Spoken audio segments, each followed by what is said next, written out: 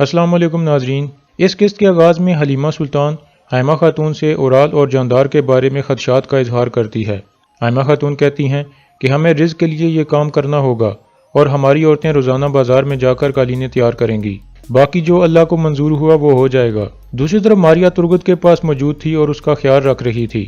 ترگت کہتا ہے اگر ہم مغرب کی طرف دیکھیں تو دنیا بہت تبدیل ہو گئی ہے۔ ماریا کہتی ہے مغرب ہو یا مشرق، ہر طرف سونے کی حکمرانی ہے ترگت، لیکن ان کے لیے دروازہ ہمیشہ کھلا ہے جو دیکھنا چاہیں۔ اتنے میں سیمن اندر داخل ہوتا ہے۔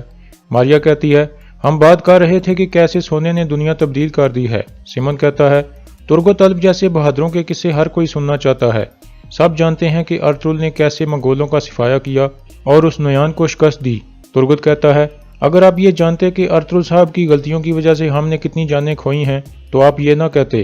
ماریا کہتی ہے ارطغرل کی کم دور اندیشی سے تمہاری بہادری پر کوئی فرق نہیں پڑتا ترگت، تمہارے جسم پر ابھی بھی وہ نشان موجود ہیں جو منحوس لیبیوں نے تمہارے اوپر تشدد کر کے لگائے تھے۔ ترگت پوچھتا ہے تم یہ کیسے جانتی ہو؟ ماریا کہتی ہے میں بہت اچھی طرح سے جانتی ہوں جس طرح کا ظلم ان سلیبیوں نے پوپ کے حکم پر ہمارے اوپر کیا تھا۔ سیمن کہتا ہے سلیبیوں نے ہمارے خاندان کو تباہ کر دیا تھا، صرف میں اور ماریا زندہ بچ سکے ہیں۔ انہوں نے صرف اس لیے یہ سب کچھ کیا کیونکہ ہمارا ایمان ان سے مختلف تھا۔ یسوع پر ہمارا ایمان ہمارے خاندان کو نہیں بچا سکا۔ ترگت کہتا ہے مجھے بہت افسوس ہے۔ اتنے میں ایک آدمی اندر داخل ہو کر کہتا ہے استاد سیمن آپ سے کوئی ملنے آیا ہے۔ پھر سیمن باہر نکل جاتا ہے۔ سیمن اپنے تہہ خانے میں پہنچتا ہے، وہاں فلپ بیٹھا ہوا تھا۔ سیمن پوچھتا ہے کیا ہوا؟ پیتروس کہتا ہے سلطان کا جاسوس بھاگ گیا ہے جناب سیمن۔ سیمن سخت غصے میں فلپ کو کہتا ہے تم نے ارطغرل کو کیسے بھاگنے دیا؟ فلپ کہتا ہے سلطان کا جاسوس ارطغرل نہیں ہے، میں نے اسے پکڑ لیا تھا اور اس سے بات بھی کی تھی لیکن وہ ارطغرل نہیں تھا، پھر اس کے آدمی آ گئے اور ہمارے آدمیوں کو مار دیا۔ سیمن سخت غصے میں اسے پوچھتا ہے تم نے اس کا چہرہ دیکھ لیا ہے، بتاؤ مجھے وہ کون ہے؟ تریستن کہتا ہے ہم یہ نہیں پتہ چلا سکے کہ وہ کون ہے جناب سیمن۔ فلپ کہتا ہے لیکن وہ جانتا ہے کہ آپ کون ہیں جناب سیمن، اس نے مجھ سے بپتسم یحییٰ کے بارے میں پوچھا تھا، وہ کہہ رہا تھا کہ آپ کا محل گرا دے گا۔ پھر تریستن کہتا ہے اگر ارطغرل سلطان کا جاسوس نہیں بھی ہے تو پھر بھی ہمیں استاد پیتروچو اور تیتوس کا بدلہ اس سے لینا ہوگا۔ فلپ کہتا ہے ارطغرل کو ہر حال میں کل مرنا ہوگا استاد سیمن۔ سیمن کہتا ہے ارطغرل کل مجھے ملنے آ رہا ہے، جو بھی ضروری ہوا وہ میں کروں گا، تم لوگ ہر طرح کے حفاظتی اقدامات کر کے رکھنا، میرے حکم کے بغیر کوئی کچھ نہیں کرے گا۔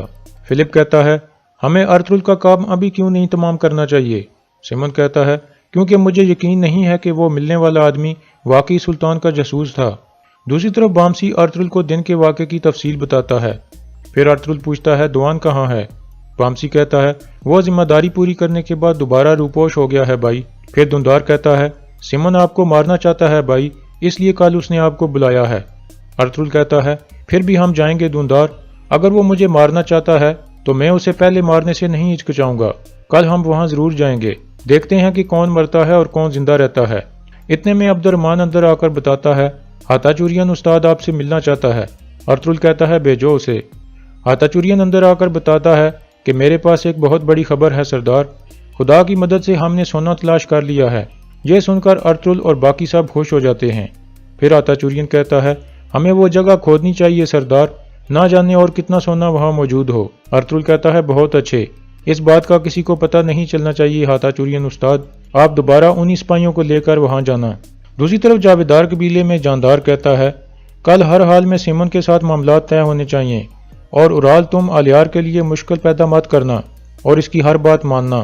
اس کے بعد اورال اپنی بیوی کے ساتھ اپنے خیمے میں چلا جاتا ہے اور کہتا ہے اور کتنی دفعہ میں اپنے بابا کا دھوکہ برداشت کروں گا، میں ان سب کو سبق ضرور سکھاؤں گا، میرے ذہن میں ایک منصوبہ ہے۔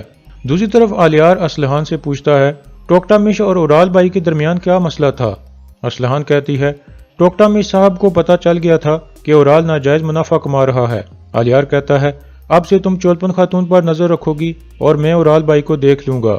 اتنے میں اورال وہاں آ جاتا ہے۔ اسلحان باہر نکل جاتی ہے۔ پھر اورال کہتا ہے میں تمہیں ایک نصیحت دینے آیا ہوں الیار، ارطغرل کی وجہ سے تم ہمارے لیے مشکلات پیدا مت کرو، وہ آج یہاں ہے تو کل کہیں اور ہوگا۔ الیار غصے سے کہتا ہے تو کیا آپ نے سیمن کے ساتھ مل کر قبیلے والوں کا رزق چوری کیا تھا بھائی؟ یہ سن کر اورال چونک جاتا ہے اور کہتا ہے ضرور تمہیں اسلحان نے بتایا ہوگا یہ۔ پھر الیار کہتا ہے کل دونوں قبیلوں کے درمیان ایک اہم کاروبار شروع ہو رہا ہے، आप बिल्कुल भी हमारे रास्ते में मत आना। अगले दिन सुबह के वक्त सिमन अपने हथियारों का जायजा लेता है। इतने में मारिया वहां आती है और कहती है, आज हमारा दिन है भाई। सिमन कहता है, हमारा दिन तब होगा जब हम यरूशलेम को मुसलमानों से पाक कर देंगे। मारिया कहती है, जब तक आप जैसे सिपाही मौजूद हैं वो दिन करीब है। सिमन कहता है, आज हमारा दुश्मन अर्तुल आ रहा है। बाद दफा हमारा दुश्मन हमारा सबसे करीबी दोस्त बन जाता है, हो सकता है हमें उनके साथ मायदा भी करना पड़े।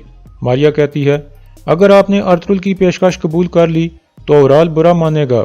सिमन कहता है, यही तो मैं चाहता हूँ, हम एक पत्थर से 2 परिंदे मार देंगे। दूसरी तरफ अमांदा ओराल को कहती है, मारिया तुर्गत के खिलाफ नहीं जाएगी, मेरे ख्याल में वो उसकी मोहब्बत में गिरफ्तार हो गई है। ओराल पूछता है, क्या बातूहान का खंजर मारिया लेकर आई थी? अमांदा कहती है, उसके साथ फिलिप भी मौजूद था। मारिया इस तरह की बातों के बारे में नहीं जानती, वो बहुत बोली है। ओराल कहता है, इसका मतलब है कि इस मामले में सिमन का हाथ है। अमांदा कहती है, बिल्कुल, इसमें कोई शक नहीं। फिर ओराल कहता है, क्या तुमने एक चोर का इंतजाम कर लिया है जो मैंने तुम्हें कहा था? अमांदा कहती है, यह तो बहुत आसान था, मुझे सिर्फ ये कहना पड़ा कि अर्तुल की थैली में हीरे जवाहरात हैं जिन्हें वो हर वक्त उठाए रखता है। इसके बाद ओराल उसे एक तोहफा देता है और बाहर निकल जाता है। थोड़ी देर बाद अर्तुल और उसके साथी बाजार में पहुंच जाते हैं। इस दौरान एक चोर भी तैयार हो जाता है जिसे अमांदा ने अर्तुल की चोरी के लिए तैयार किया था। इतने में दुआन बेकारी के रूप में अर्तुल के सामने आ जाता है और इशारों इशारों में बताता है कि सिमन और उसके आदमी कल के वाक़े के बाद काफी होशियार हो गए हैं। अर्तुल मुस्कुराते हुए कहता है, अल्लाह उनकी हिफाजत करता है जो उसके रास्ते पर लड़ते हैं। फिर अर्तुल आगे बढ़ जाता है। इसके बाद अर्तुल सिमन के मेहमान खाने में दाखिल हो जाता है और सीधा तुर्गत के कमरे की तरफ जाता है। बामसी उसे रोक लेता है और कहता है, अभी मत जाएं भाई, पहले हमें कारोबार के बारे में बात कर लेनी चाहिए, बाद में हम इसे मिल लेंगे। इतने में मारिया भी वहां आ जाती है और कहती है, सिमन साहब आपका इंतजार कर रहे हैं अर्तुल साहब। फिर अर्तुल वहां से मुड़ जाता है और सिमन की तरफ चला जाता है। फिर वो मरकजी हाल में पहुंच जाता है जहां सिमन और बाकी लोग मौजूद थे। इतने में वो अमांदा का चोर भी वहां पहुंच जाता है और चुपके से अर्तुल की थैली उतार कर जाने लगता है तो अर्तुल उसे पीछे से पकड़ लेता है और नीचे गिरा देता है। वो चोर थैली अर्तुल की तरफ बढ़ाता है। अर्तुल एक झटके से तलवार का वार करके उसका हाथ काट डालता है। सब लोग चौंक जाते हैं। वो चोर दर्द से कराहने लगता है। फिर अर्तुल बुलंद आवाज में कहता है, मैं सुलेमान शाह का बेटा अर्तुल हूँ। मैं सारी दुनिया को बताना चाहता हूँ कि जो बेवकूफ़ भी मेरी किसी चीज़ को लेने की ख्वाहिश रखता है उसको सजा मिलेगी। फिर अर्तुल अपने सिपाहियों से कहता है, अब इस चोर को यहाँ से ले जाओ। फिर वो सिमन से कहता है, यहाँ चोर खुलेआम घूम रहे हैं सिमन, और तुम्हें कुछ पता ही नहीं। सिमन कहता है, बाद दफ़ा खंजर उसकी तरफ से आ जाता है जिस पर आप सबसे ज्यादा एतमाद करते हो अर्तुल, तुम चोरों से अपनी कालीनें नहीं बचा सके थे। फिर अलियार बोल पड़ता है और कहता है, हमें इस मसले को ज्यादा नहीं खींचना चाहिए और आपस में मिलकर काम करना चाहिए ताकि इसमें सब की बेहतरी हो।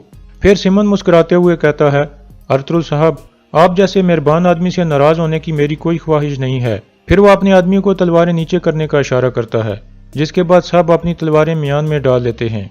यह देखकर ओराल परेशान हो जाता है। फिर सिमन अर्तुल को बैठने का कहता है, जिसके बाद वो चारों एक मेज पर बैठ जाते हैं। फिर अलियार अर्तुल को बताता है कि मैंने सिमन को सब कुछ बता दिया है जो हमारे दरमियान तय हुआ था। अर्तुल सिमन से पूछता है, तुम क्या चाहते हो सिमन? सिमन कहता है, सबसे पहले इस नाखुशगवार वाक़े के लिए मुझे माफ़ कर दें। आपके और जानदार साहब के मुतालबात बहुत माकूल लगते हैं। यह सुनकर ओराल चौंक जाता है और घूर कर सिमन की तरफ देखने लगता है।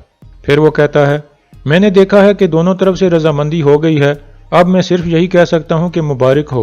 अब से इस तरह का कारोबार मेरा भाई संभालेगा। ये कहकर वो वहां से चला जाता है। बाहर आकर बातूहान उससे पूछता है, अब आप क्या करेंगे? ओराल कहता है, अब मैं इन्हें दिखाऊंगा कि ओराल कौन है। इतने में तुर्गत वहां आ जाता है। ओराल हंसते हुए उसे कहता है, अर्तुल साहब के दिए हुए जख्म कैसे हैं तुर्गत? तुर्गत कहता है, मेरे जख्म ठीक हैं, लेकिन अब वो मेरा साहब नहीं है, बल्कि वो तुम्हारा शराकतदार है। अब तुम्हें अपने बारे में परेशान होना चाहिए। ओराल कहता है, क्या मतलब है तुम्हारा? तुर्गत कहता है, वो एक भेड़िए की तरह है जो अपने पंजे शिकार पर गाड़ लेता है और उसको जाने नहीं देता। जब वो शिकार पर जाता है तो खाली हाथ वापस नहीं लौटता और कोई शिकार बाकी नहीं बचता। ओराल कहता है, वाज़े अंदाज में बोलो तुर्गत। तुर्गत कहता है, मेरा मतलब है कि मोहतात रहो ओराल साहब, मेरी तरह आप भी उसे जानकर पछताओगे। ओराल कहता है, किसी दिन मैं तुम्हारे साथ बैठकर लंबी बात करूंगा। तुर्गत कहता है, ठीक है, मैं अब यहीं रहता हूं और आपका इंतजार करूंगा। इसके बाद ओराल और बातूहान वहां से चले जाते हैं।